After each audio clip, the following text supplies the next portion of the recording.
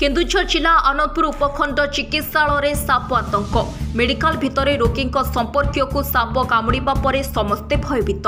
गतकाली विलंबित राति आनंदपुर उपखंड चिकित्सालय खेली जाइछि साप आतंक।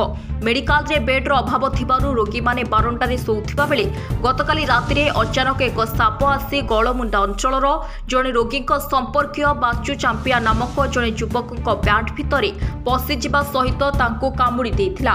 घटना को नहीं पार्टी करबा परे समस्ते भयभीत हो जाइथिले। तेबे तुरंत तांकु साप कामुड़ा चिकित्सा आरंभ करा जाइथिला। एतिकिरे कथा सरी नथिला। अध घंटाए परे आउ गोटे साप महिला वार्डर अन्य पार्श्वरे बाहरिथिला, जहाकु नै रोगी समेत रोगी संपर्क भयभीत हेबा सहित राति पूरा अनिद्रा होई जगी बसी रहिछंती।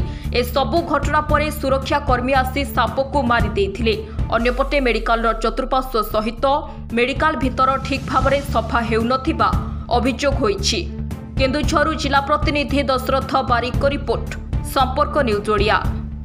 बाजू चांपिया गोड़मुंडा बड़ माँ को आनी सी डायरिया होते झाड़ा हेबार 6 तारिख दिन ताको आनिक आडमिशन करूँ। ताकू जगी आसार मुझे आज राति 12:50 टाइम ठीक मेडिकल भीतर को बारंडार मुझे साप आसी कामुड़ा मत कामुड़ी फुल पैंट भीतर पशिगला।